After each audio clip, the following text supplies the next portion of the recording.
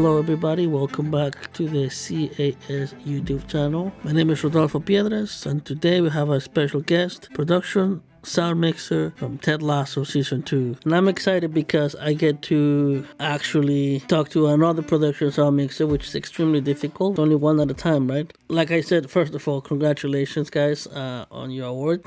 I guess my first question here will be, when you get a show like this, do you guys what's the process? Do you guys get prep? Do you guys have time to talk with all the departments, or do you guys just start the next, like, you get a call and then you start working? Ted Lasso was slightly unique. I mean, the job came through a contact that I had in production who recommended me to the producer of the show. I think I had a little phone call this one because I was coming on a recommendation. I didn't have an interview as such because they didn't feel that it was necessary. I watched, there was a YouTube little vignette of Ted Lasso that they'd made a couple of years ago on NBC as a sort of a taster. So I'd watched that, found that was very funny. So I had an idea of what the show was about. Once I'm confirmed on the job, usually I'll get 3 or 4 days of prep plus recce's and production meetings. So usually about 5, 6, 7 days of prep in total. And quite often, if we're on a studio set, which is what we are on Ted Lasso, we'll go in the day before and set up do a sort of technical recce, test all the equipment, check with the playback guys to make sure that's all working, so that we don't turn up on the day and find that nothing's working. Because the first day of filming is just like any other day. You want to start as soon as possible, and you want to get all the shots that you need for the scenes of the day. So yeah, so there's quite a lot of prep, and as you go through the series, I think series 2 and 3 I had a bit more prep. It was just a bit more complicated, but yeah, without the prep it would be disastrous. Yeah, especially for a project like that, which it might look simple, but I honestly think it's quite challenging for all the different things moving and the amount of cast that you guys have. Yeah, a lot of the prep really is me reading the scripts and looking to see which scenes are going to be causing us problems, if there's any big scenes with 8, 10, 12 cast all speaking, any music. Sometimes we're in the football stadium, so there's logistics of communications that I deal with. Yeah, so it's just a matter of really of just being trying to work on the show and also look ahead to make sure that you're prepared for tomorrow and next week and then next month. Because once you start, there is there's no gaps.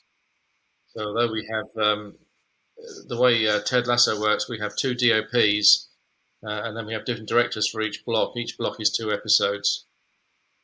So the DOPs will hop from block to block, so they're prepping for some time, and then they shoot, and then they prep again. Whereas I shoot for the entire time.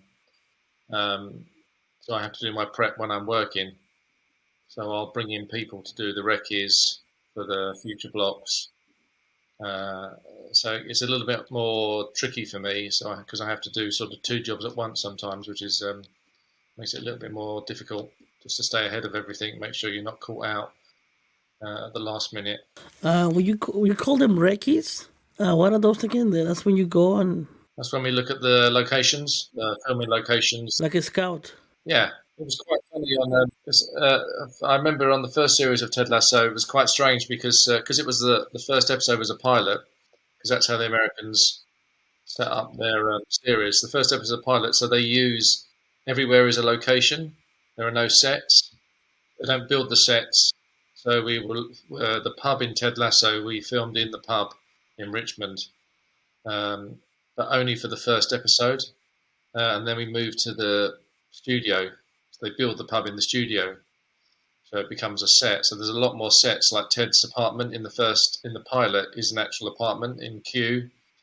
But then once we've done the first episode, the set is built in the studio, and that's apparently how the Americans will do their shows. Their pilots are all based on location, so there was a lot of recce's to do, and then a lot of the sets are built in the studio now. So we've got the changing room, all of the sort of football club interior is a set, the pub is a set. Rebecca's office on the first series was a real bit was built in an area that overlooked a football pitch, and that caused a few problems. So we've moved that into a studio now with a green screen. So we have more control over the light and stuff. Ted's apartment's a set. So yeah, it's much more studio based than it was. Although we still go out on location quite a bit. Richmond obviously is.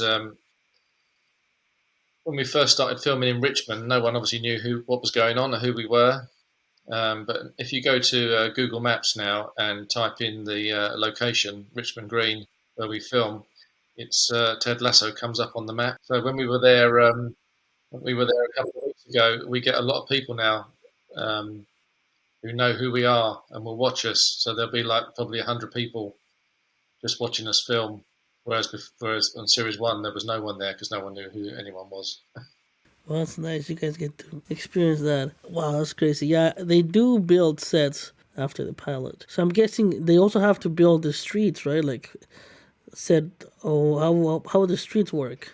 No, everything exterior is exterior. It's a real location. So like the exterior of the pub will be in Richmond. Ted's apartment, when he comes out the door, that's an alleyway next to the pub. That's a real location. Yeah, so when we don't tend to shoot anything outside. The only sort of fake sets outside of the dugout. So when they do the dugout scenes, when the coaches are all at the football match, so we build that in a car park at the back of the studio. So we have a stand built behind, and we put a crowd of people. So you get, and then it's all green screened up around there. So that's how it gets sort of shifted into the football scenes quite cleverly. Nice. Well, talking about the football scenes, I'm guessing the crowds are part of a real, part of a like CGI. You guys don't feel those stadiums, or do you? We go to Crystal Palace, which is the Selhurst Park, which is the home ground of Richmond AFC in the series, exterior-wise. We never go on the pitch. We're very rare. We're not allowed on the pitches. So all of the football stuff we tend to shoot at a local football club next to the studio called Hayes and Yeading. So we just surround the whole football pitch with green screen. So we do all of the football stuff there, and then the special effects stick the crowd in afterwards. Gotcha. So you guys you're not on the stadiums. We do film at the stadiums, but more often than not, it's for very specific things. We don't do any football at the stadiums at all.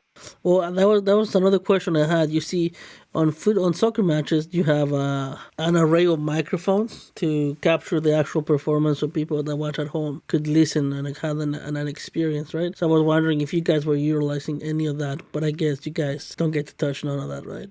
Oddly enough, we talked about on this season, whether we should put the mics out on the pitch. But when we do the football stuff, it's quite a strange thing, really, because there are two sides to the football matches.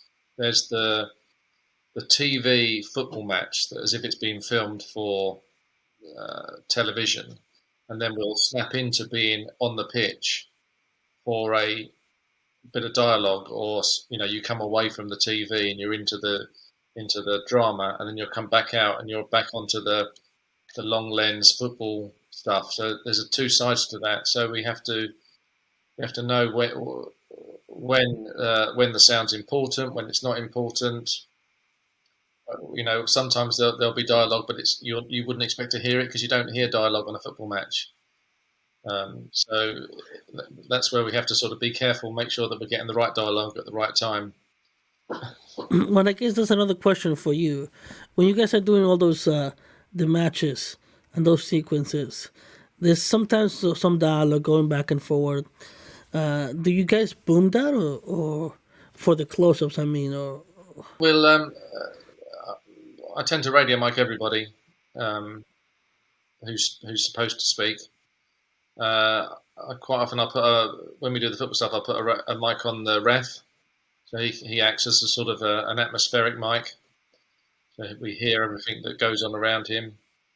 But we'll always be on the pitch booming as well when the shot allows it. Yeah, so there'll be two boom ops running around following the action as well. Yeah, Yeah, that was my. I was like watching those. He's like, no, there's no boom ups running. no, they'll be running. Nice. Another thing, there's a lot of microphones on camera. We have the TV news gathers with the lavalier microphones clipped in.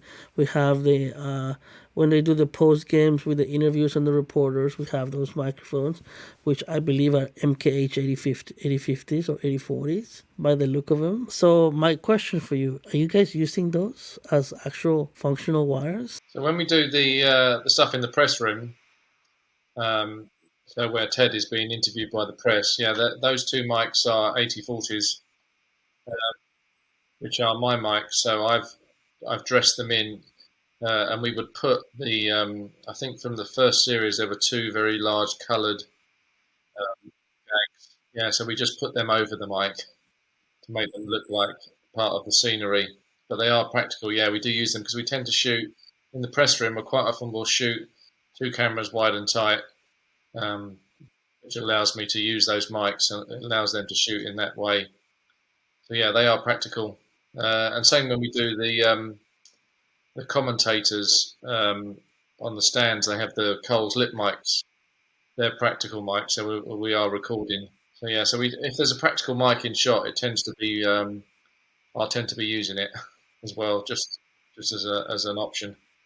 As a matter of fact, on the Rainbow episode, our friend, the angry footballer, Roy, yeah, he has to take the mic off, and I was freaking out. Like, did you guys talk to him? Because that looks like an actual Shure transmitter that he plays gently on the. That's quite strange because we did an interview for the magazine, me and the post sound guys, and they talked about that as well.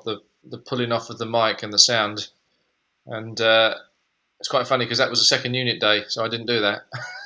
And my second unit mixer, David Lascelles, did the all the work because that's actually a real set at Sky Sports. So they take the Roy there, and when they're actually filming for real, and they just slide Roy in and do some scenes with the cameras, the Sky cameras and the Sky sound guys. So we don't really get involved in that. It's just like a little special. But yeah, that's quite a nice little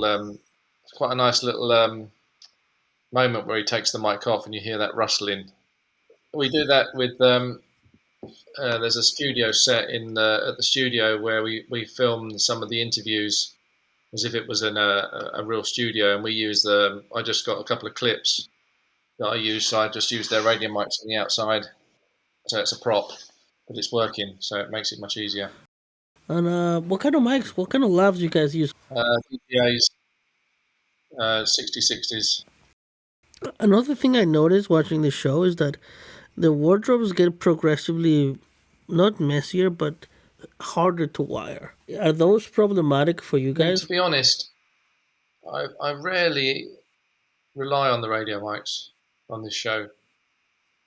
I'd say the only time we are really relying on the radio mics is when we're on location outside in Richmond.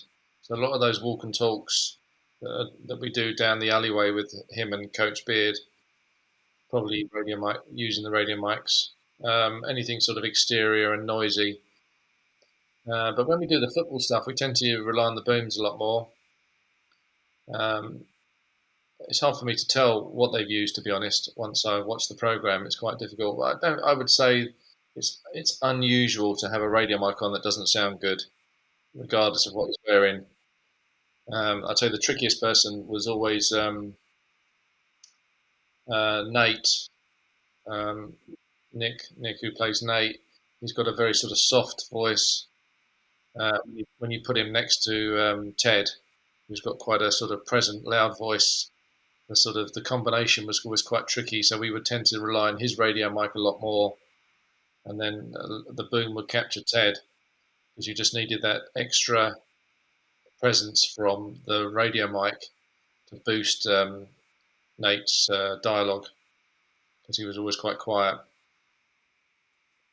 But yeah, I don't do the radio micing, and we rely very much on Andy to do all of that. He does a good job, and we tend to get a bit of a rehearsal sometimes, so I can check if anything's not working. We can tweak it in between takes. So it's unusual for us to not get good sound because of a poorly placed radio mic. So last series, season 2, the studio is next to a school, and during the first week of production last series, they decided to build another wing of the school, and it's right next to the football pitch where we film all of the exterior stuff. So it got quite noisy because it was basically next to a building site. So we relied on the radio mics a lot more then. It's also, the football pitch is in the middle of quite a busy area. It's got a train line. It's on the flight path. And this season, oddly enough, they've decided to demolish a building next to the football pitch.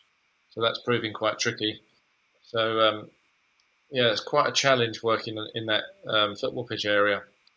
So we sometimes rely on those radio mics a lot more than we would normally have to, just because of the location issues, really.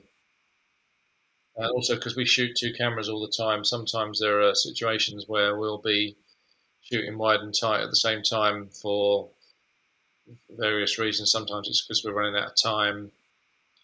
So then the boom gets forced out. Although we do quite a lot of plate shots now, so we'll drop the boom into the wide shot if it's static or doesn't move too much.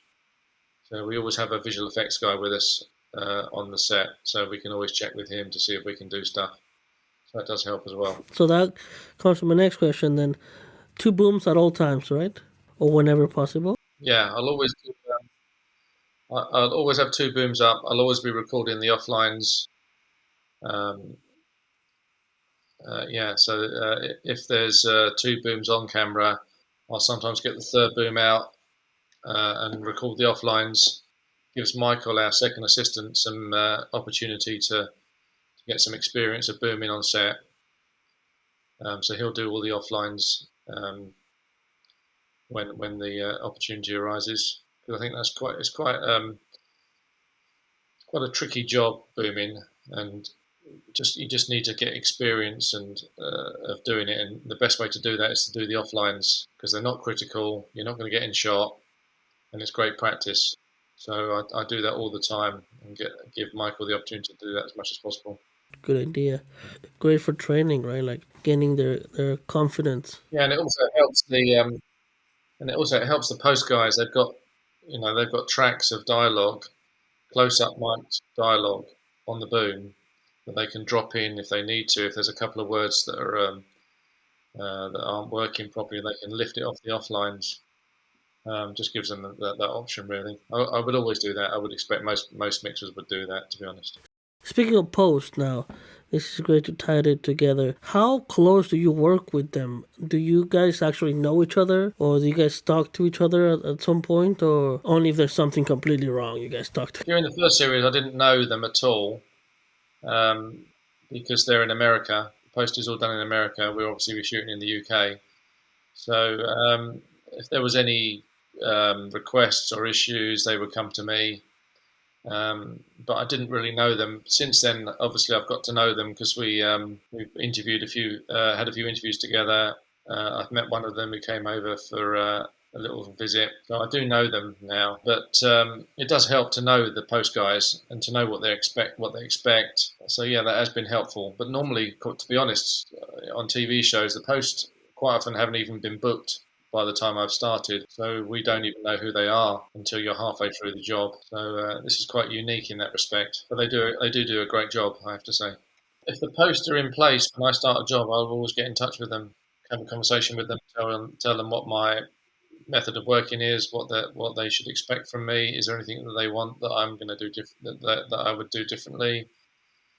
If that's the case, yeah, it's great to be in touch with them. But it just happens that when you start a new show, the post departments just don't tend to be in place uh, when you start shooting. It's especially if it's a 6 month job. Quite often the post guys haven't been confirmed at all. They don't know where they're going to do the post. They're still doing those deals, so it's very difficult to have that conversation. So I'll tend to do the job, and then I'll get in touch with the post guys afterwards when I know they're working on the show, just to give them an explanation of my method of working, make sure they know who I am. So if there's any questions, they can come to me. I think that quite often you find that a lot of the work that you do, a lot of the notes that you take, don't actually make their way to the post sound guys effectively. So I think a direct contact to the production sound mixer when they're mixing the show is probably quite a good thing, and they just give me a call, ask me a few questions. I can quite often remember most things, so I can usually answer questions quite quickly. I think it's a great help for them. Yeah, because on this show, we do a little chanting on the stadiums. Is that something that you guys do? That you guys take care of those recordings on set, or they have like a special recordings for that? We'll do some sort of group recordings of say 60, 70 people. We'll take them to one of the stadiums and we'll get them to chant.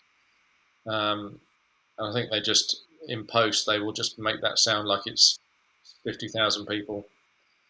We've never done any recordings at an actual football match as yet. So as far as I'm aware, anyway. So yeah, normally it's just a big bunch, maybe 100 people at most. And do you guys schedule this during the actual production day, or there's on a special day? No, this will be part of a production day. We'll have a day. So for example, in season 3, we film at West Ham quite a lot, and we'll take like 150 people, essays, stick them in the stadium, use them as background, and then if there's any singing to do, we'll get them to sing. It'll all be part of the working day. Yeah.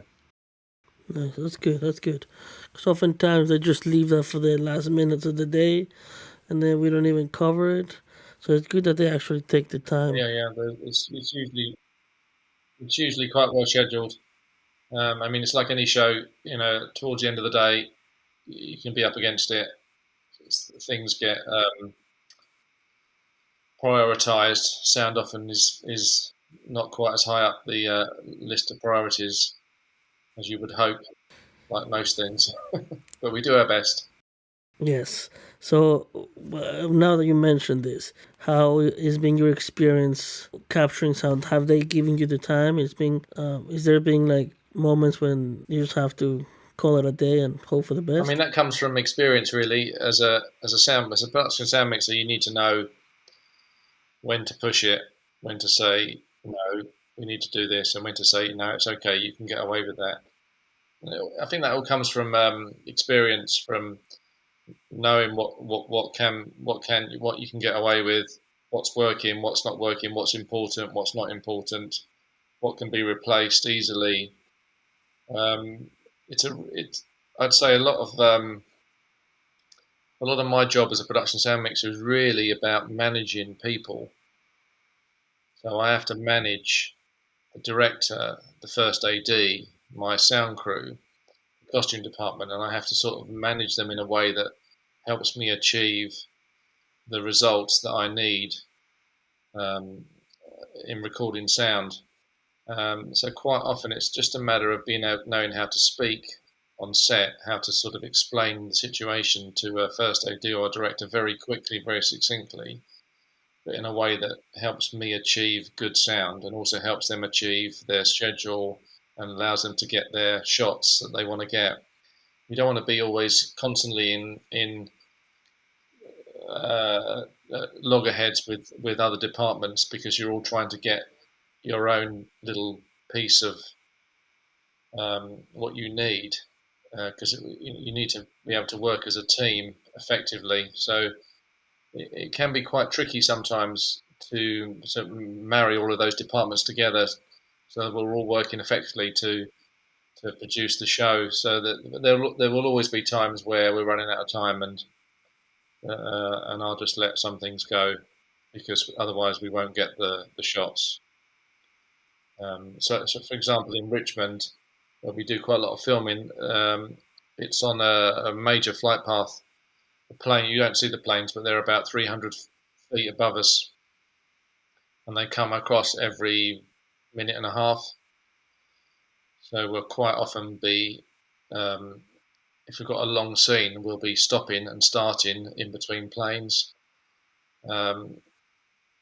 And Jason, who plays Ted, is very good at. He's very aware of sound issues. So he'll be, if he's got a scene and dialogue, and he hears a plane coming, he'll stop. He'll wait for the plane to go and then just carry on. So we don't cut. We just wait for the plane to go, and then just carry on acting. So he's quite good at that because he's very aware. He's very conscious of the sound, and he knows that it's more about his performance. It's not just recording the sound. We're recording his performance. He doesn't want to have to do it again if he can help it. Because he wants to do it on the day. So he's very aware of all of that, which is great. It really helps us. All right. So on the Rainbow episode, we have a scene where we have the boss, Rebecca. They're talking about something. And we have all the teammates grabbing like espresso machines or like boxes. And at the beginning, I was like, oh, that's really distracting. These guys grabbing the boxes. But then I don't know what happened. The mix took me to them, to those two girls talking, having a kind of intimate moment there. I started focusing on the scene, and I stopped worrying about those guys. So, how was that scene? Was it tricky because you have people walking? I mean, I can remember that really well, actually. It's funny you should take that because this was a good example of. This was the last scene of the day. We were running out of time. We're shooting 2 cameras, and they wanted to shoot the guys picking up the boxes and walking down the corridor with 1 camera, and they wanted to shoot Rebecca and Keeley dialogue on the other camera and do it both at the same time. But you couldn't see the guys with the boxes on the other camera that were shooting the dialogue. And I did put my foot down a little bit and say, no, we need to shoot just the dialogue or just the boxes being picked up, because you do not want the sound of these guys walking down the corridor with their boxes over this dialogue, which is quite an intense scene for Rebecca and Keeley. So that's where I come in and say, we need to really do this separately. And they did listen to me for that particular shot, even though we were running out of time at the end of the day. But it would have been very distracting to have all of that sound that you can't see over quite a long dialogue scene with Rebecca and Keeley. If you can see it all in the same shot, fair enough. But when you can't see it, you need to stop it. So as a production sound mixer, I mean, when I first started years ago, a friend of mine who was a production sound mixer said to me, the thing you have to remember is dialogue is king. It's all about the dialogue. Everything else can be added, but you can't take anything away. So don't forget that. Get the dialogue first, then get everything else. So if there's any noises that I can't see but I can hear, I will do my utmost to make sure that I can't hear them, and I'll stop them. Because to me, it's all about getting the dialogue. Once you've got the dialogue, you can add everything else. But a lot of my team spend a lot of time controlling the set, controlling sounds that we can't see, like things like when the footballers are in the dressing room, they all wear football boots, and the floor is concrete. So if we can't see their feet, we make sure that all the football boots come off, and they all wear their flip-flops, so you don't hear all of the footsteps. I've got about 30 carpets in my van that come out quite often, especially when we're doing a walk with Rebecca, because she wears quite clippity-cloppity high heels, so we'll tend to put carpet down for her.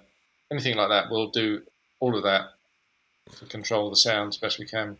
Yeah. So I guess, just to wrap this up here, What do you think was your biggest challenge with this little series? Having all the cast, what's been the most challenging thing for you? I would say the most challenging thing on this show really is just it's keeping an eye on the two cameras and making sure that we film in a way that is helpful to the sound department as well as everybody else. I think quite often you can start a show like this, and if you let them shoot in an unsound friendly way from the start, and they get used to shooting like that, it can have a detrimental effect on the sound, on the performances of allowing me to capture those performances. So I'm in there straight away on day one, um, just trying to encourage the camera department and the director to shoot in a sound friendly way, because it's all about the performances. And if you watch Ted Lasso, 98% of all the dialogue is shot sort of, in a quite a tight shot. So all those wide shots that we do are often just used for 2 or 3 seconds at the top of a scene. So if you get a situation where you're shooting that wide shot for the whole scene, and then your other camera is doing your close up at the same time, you don't get an opportunity to actually capture that performance on the boom, and that's detrimental to the performance and to the soundtrack. So we are constantly working with the camera department and with the director to make sure that they can shoot two cameras effectively but sound friendly. And you do that, you get into a process of doing it, and then your block comes to an end, and then you get another director comes in and another DOP, and you have to start all over again trying to convince them to shoot in a sound friendly way. So it's a constant thing that you're trying to do every block. So that's probably the most difficult thing that we do. And Emma, my first AS, who's always on the floor, is constantly talking to the camera operators, listening to the director, finding out what the shots are, what order they're going to do them in. Because quite often we never stop anybody doing anything at all. All we do is try and encourage them to do them in the right order. So if you're going to do, say, if you've got a shot on Ted in the changing room, you'll do a wide shot at the back of the changing room, which sees the whole room, the ceiling, so you can't get the boom in. And then you're going to do a mid shot and a tight shot. So you're going to do 3 setups on Ted. So we try and encourage them to do the wide shot on its own, and then do the mid shot and the close up at the same time. So you still only have 2 setups, but you don't do the wide and the mid and then do the tight. You see what I mean? So we just try and encourage them to do the shots in the right order. And to be honest, they're quite used to it now. We're in season 3, and the camera operators are well aware of any sort of issues that might that arise from shooting wide and tight. So I would say that's the most difficult thing that we encounter on this show. Really, it's just maintaining that pressure on them. Really. Good. Well, I think that's it. We share a lot. Cool. Good to meet you. Thanks a lot. I'll see you later. I just want to thank David again for taking the time to talking today to us. Thanks everybody watching at home. Hopefully this was some useful information for you. We'll see you in the next one. Thanks for stopping by. Take care.